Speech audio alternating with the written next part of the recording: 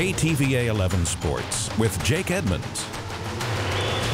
And welcome back to the GCI Great Alaska Shootout here at the Alaska Airlines Center. Some semifinal action going on right now between Toledo and Loyola Chicago. Toledo leading 40-37 in the second half. Now fans are watching this game from all over the country, but as Dave Laval tells us, the state is another winner in this tournament.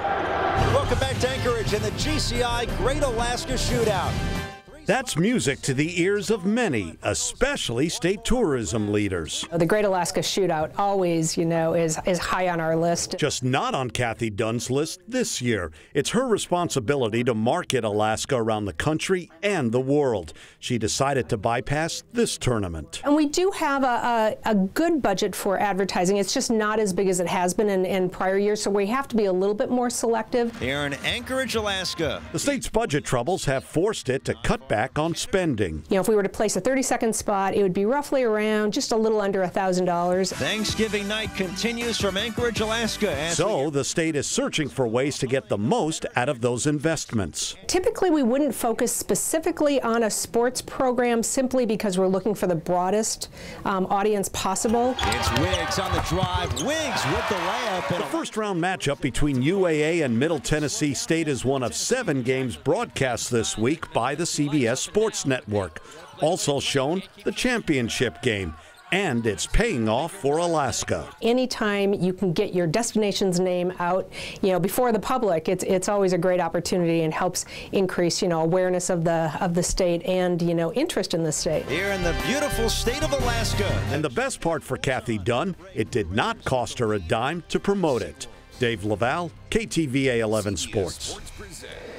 All right, thanks, Dave. Now, tourism leaders told us they do use social media to promote the Great Alaska Shootout. They just don't use advertising money like they do other sporting events like the Iditarod and the Yukon Quest. All right, let's get you to some highlights. Earlier today, UAA taking on Drexel in the consolation game, and this one quickly became the Suki Wiggs show. Less than 2 minutes into the game, Wiggs draining the three-pointer.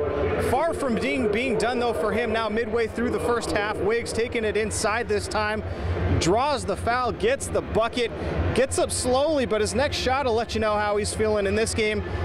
Yeah, another three-pointer for Wiggs. Other Seawolves getting in on the action as well. This time it's Spencer Svekar from deep. The Seawolves take a 4-point halftime lead. They go on to win this one 71-65. And in the earlier consolation game, San Jose State and San Diego, the two California teams meeting up here at the Alaska Airlines Center. But the international talent showing up for this one. Zuna Zanadze draining the three there. He leads all scorers in this game with 21 points. The Toreros up 23-16 early on, but the Spartans coming back before the break. Frank Rogers getting the bucket underneath. We head to halftime tied at 38, and in the second half, San Jose State starts pulling away late. Rogers from outside this time. Spartans take a 67-61 lead, and with under a minute to go, the full court pass leading to the flush from Princeton Onwas, and San Jose State gets the win 76-67.